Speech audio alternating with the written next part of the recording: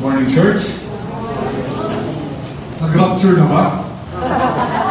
Ang daming empty seats eh. Ha? Baka na wala na hera aton.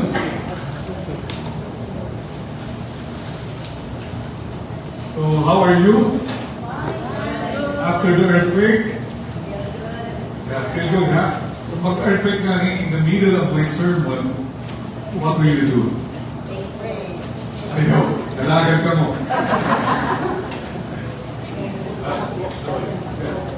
Be safe. Mauusap ko, pag-preaching here, and it's shaking, and you're still there sitting, ha? Mauuna ko pagdalagan. So, the passage essentially is John 11:47 to 57. So last Sunday, Pastor Gabo preached on the sermon that Jesus raising Lazarus from the dead. So if you're here last Sunday, that was the sermon. So this is the following one. So we'll read through it.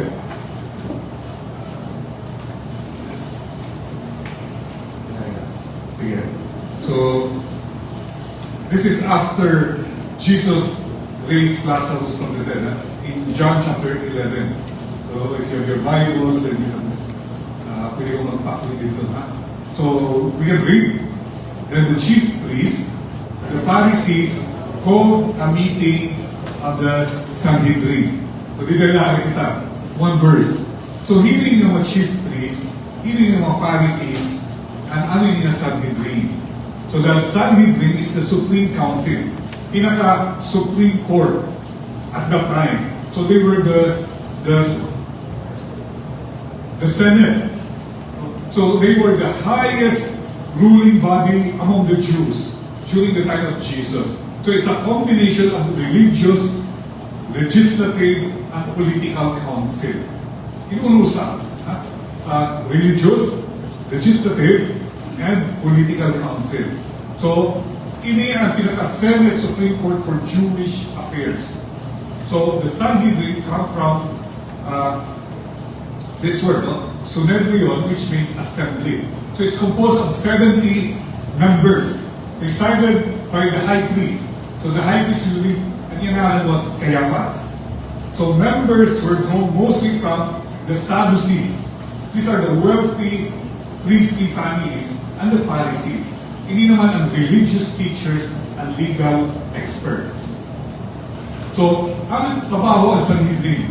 So, they are judged among the religious and civil cases related to the law of Moses. So, they had authority over the Jewish temple, the priesthood, and the religious observance. So, they function under what? Under the Roman oversight. So, under Roman rule. So they could discipline Jews, but except for one thing, they cannot execute anyone. Ito may Jesus, they have to go into my life. Now, hindi yung mga Sadducees. These are the aristocratic elite. So they were the wealthy, priestly class. Politically powerful, but spiritually conservative. Kasi heraan may connection ng Roman government. Okay? So they control the temple and the priesthood. Now, they believe that only the Torah, Genesis to the Deuteronomy, amula et era scripture. They deny the resurrection of the dead, angels or spirit. So they focus on the temple rituals. Okay? Amula et era. Now, they collaborated with the Roman government. So in other words, the Sadducees are the one, the religious politicians at the time. Now, who are the Pharisees? The Pharisees are the religious purists.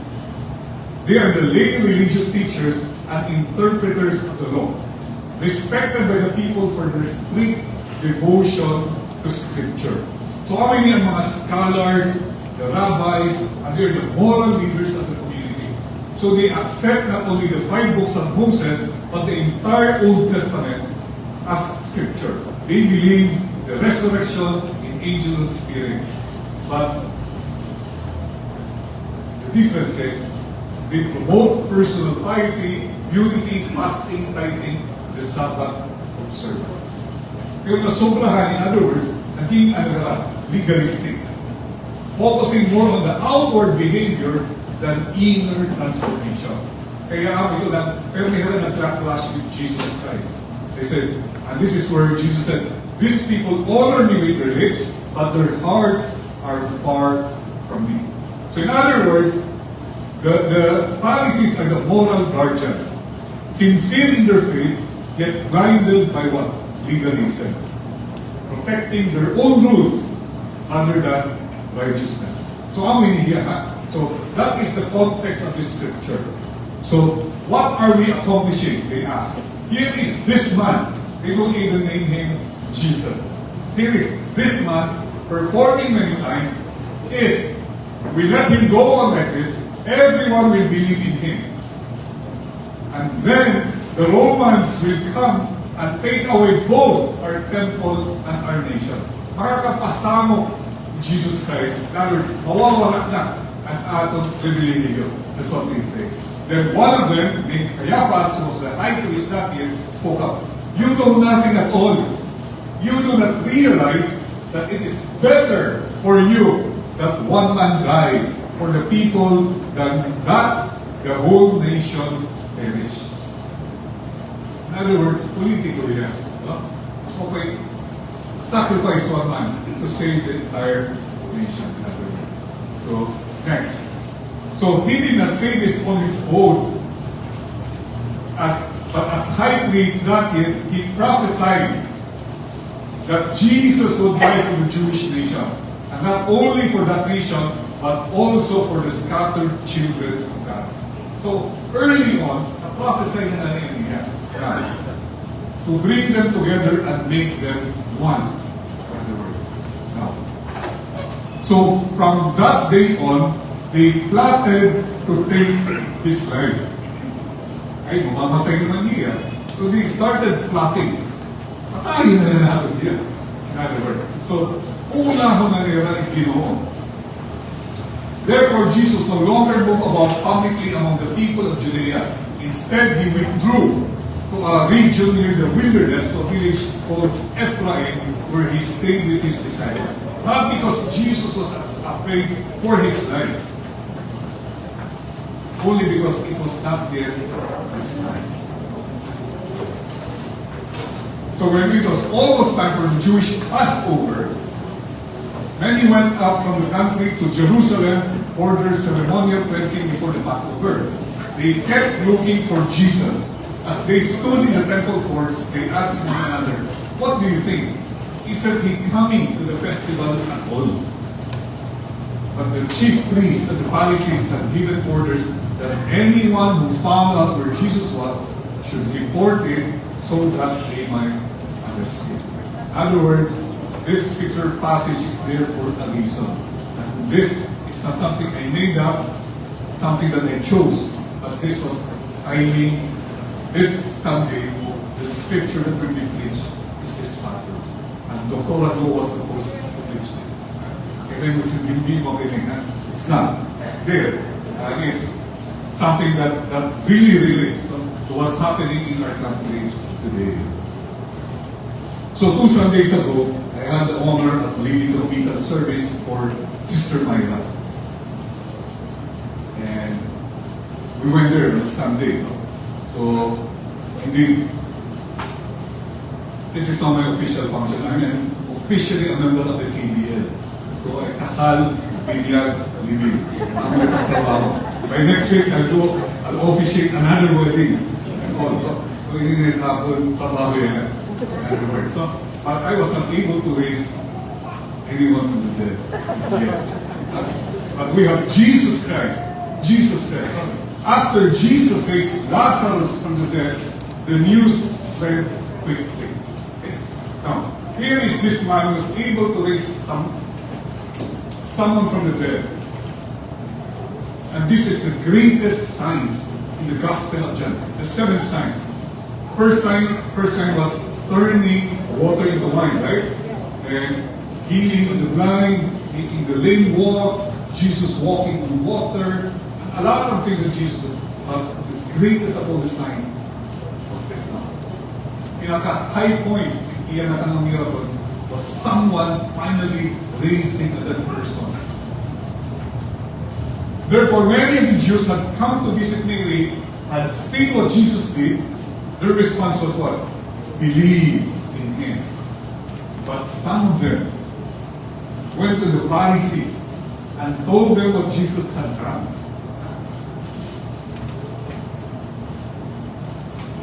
How would it really done?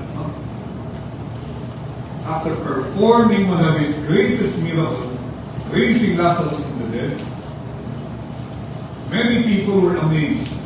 Many believed. But not everyone rejoiced. It's just like the preaching of the gospel. Some will believe, some will not believe. So then the chief priests and the Pharisees called a meeting of the Sanhedrin to explain to him. So what are we accomplishing? Here is this man performing many signs. We let it go like this, everyone will believe him. And then the Romans will come and take away both our temple and our nation. Imagine naman kanina. And one of them, the Caiaphas, was the high priest of his, spoke up, you know nothing at all, you do not realize it is better for you that one man die for the people than for the whole nation. Knowing that this is a prophecy. So we go one now to the politics of fear and self-preservation. The Sanhedrin were supposed to be the moral leaders of Israel, protectors of faith, defenders of truth. But here, we see them driven not by faith, but by what? By fear. Fear of losing control, power, and privilege. Kaya masikat naman ni Jesus, that people will follow Him, and magmamasabog ng ta, that's what they thought, then they don't like it. They said, if we let Him go on like this, they were not concerned about truth or justice, only about survival. If you happen to know that Jesus now finally raised someone from the dead, I tell you, all of us will follow Him. Or anyone who claims, and if I am able to raise anyone from the dead, probably by tomorrow all of you will be coming. Oh, already we should St. Peter.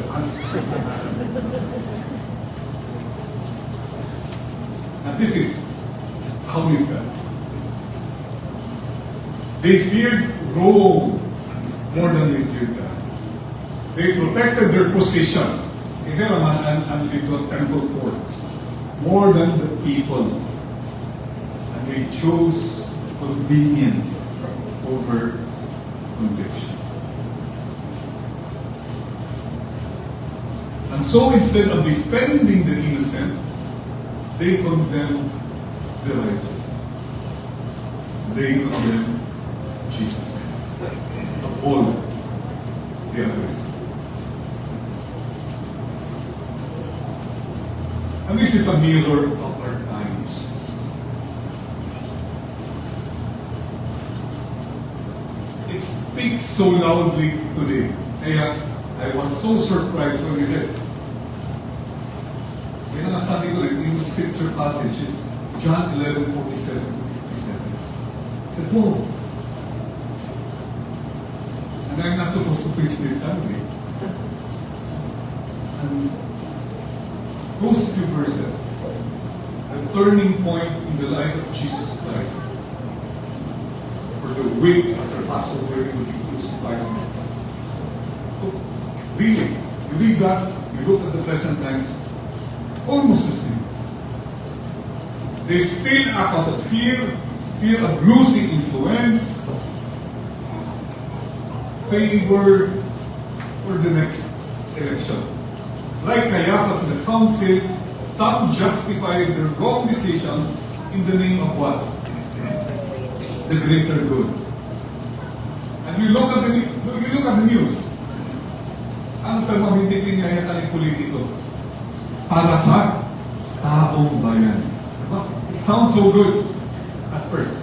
Ginagawa namin ito para sa taong bayan. Wow, sounds so good. The same way with Kayapas. For the greater good. They say, better to silence one voice than to lose control. And so, truth is sacrificed, justice is delayed, and the people, the very ones they were meant to serve, are forgotten. We have seen that in our nation's history, and even in our headlines today. When corruption is tolerated in exchange of loyalty, when critics are apprehended and silenced in the name of peace and order, when the poor are used for votes but left behind after victory. It is the same spirit that moved the Sanhedrin, the fear of losing power instead of the love of serving people.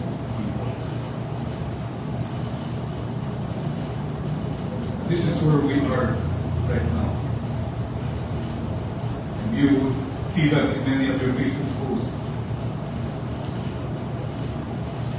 And Bagyo Baha exposed the flood control project. Now the quake exposed the what? The substandard infrastructure projects. And everything is coming out. And this is not by human being. Everything's being exposed.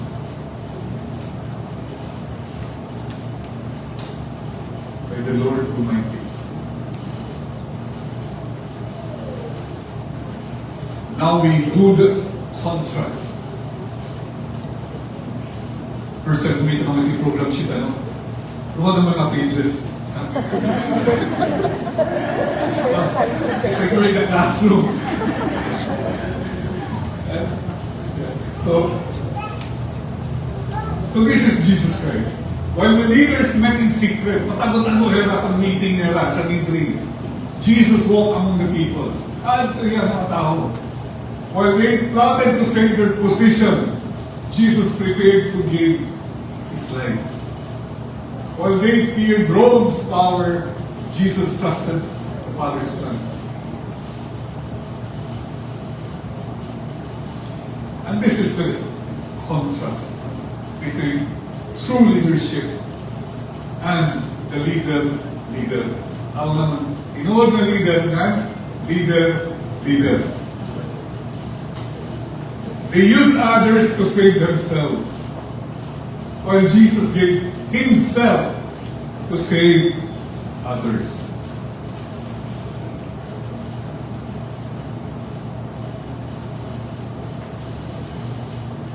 And this is true leadership.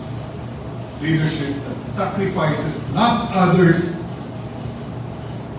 to save themselves, but to sacrifice Himself to save others. The shepherd will lay down his life for others. So this is a forces of Christ-like leadership. Competence, character, compassion, and commitment. Reached this before, but why is our country like this today? Simply because our leaders may competence naman, may character. May compassion naman, wala competence. Ang problema, walay na competence, walay pa character, walay pa compassion, pero may commitment. Commitment to stay in power.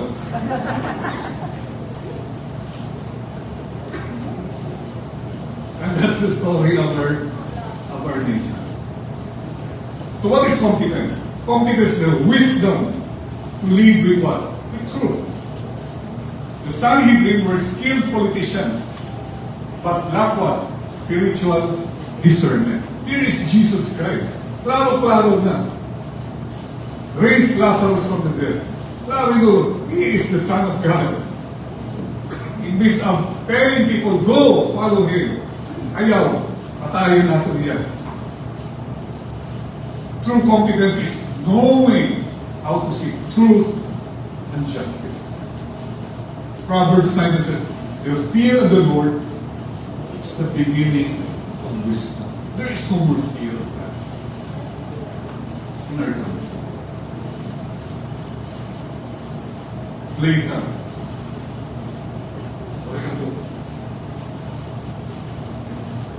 next is character. The courage to do what is right. Caiaphas was clever, he was not courageous. Character means integrity.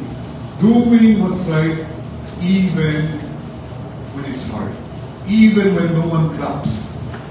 A nation cannot rise higher than the moral integrity of its leaders. What does it profit a man to gain the whole world but lose his soul?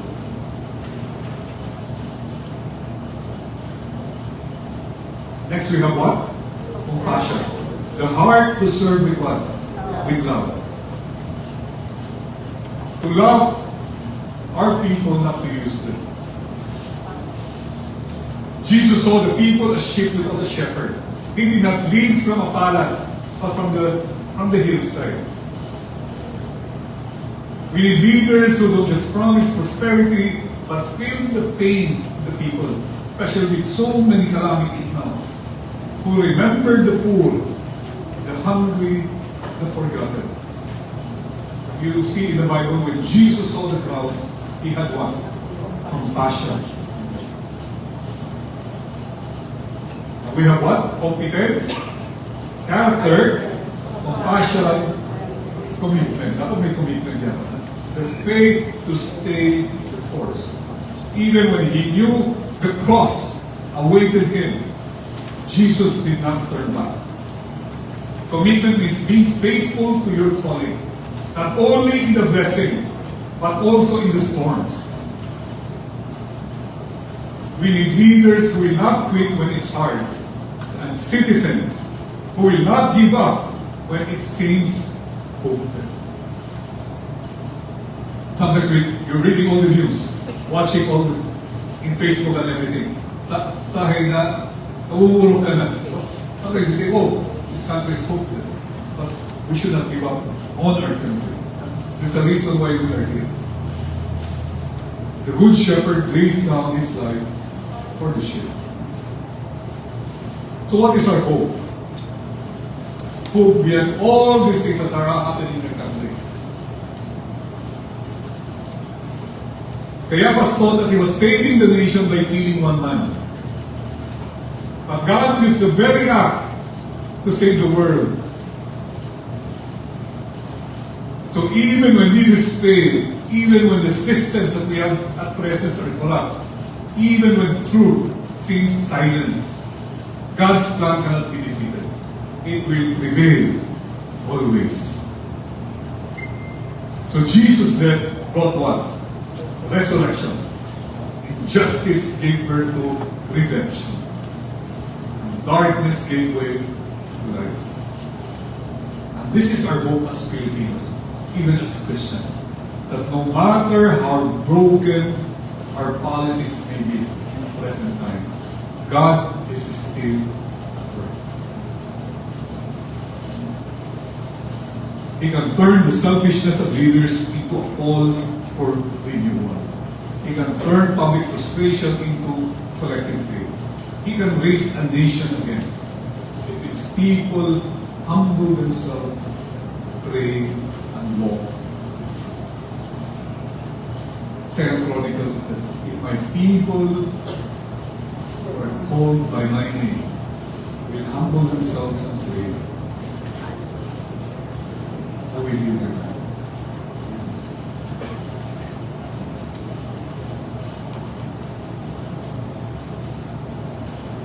Let me end with this. Let us not only pray for better leaders.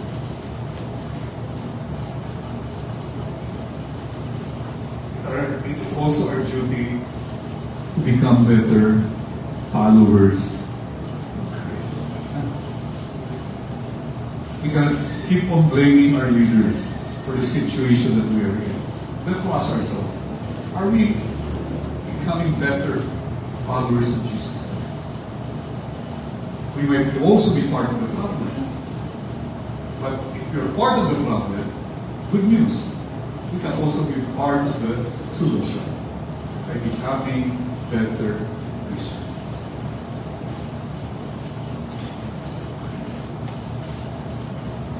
Because the renewal of a nation doesn't begin in Malacanang or in City Hall. It begins in the hearts of its people. It begins with what? In us. All of us. Especially those who claim to be followers of Jesus Christ. In every home, in every classroom, in every community that chooses honesty over apathy, service over selfishness, truth over convenience, we have hope. So what is leadership? Leadership is what?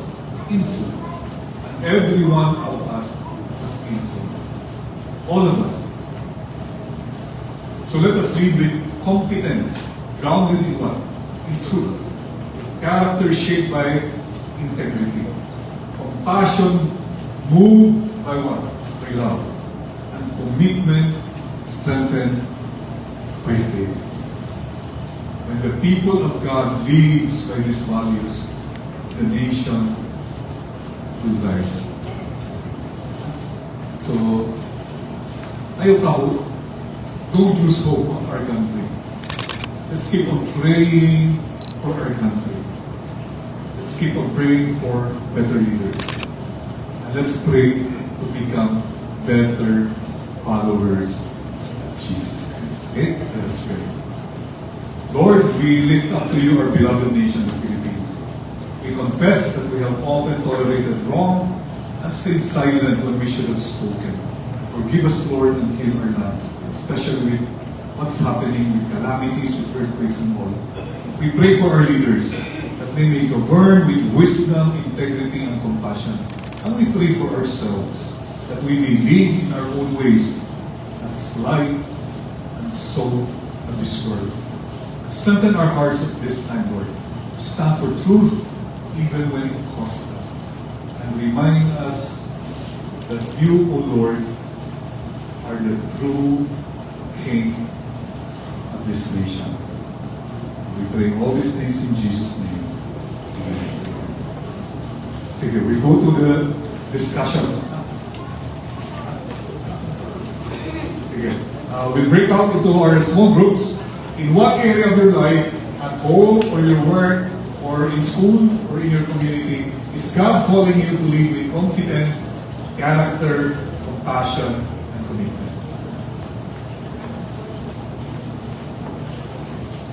So, amin inaambag, in other words. With all these things happening, amin pwede natin maambag na ato nasong Pilipinas.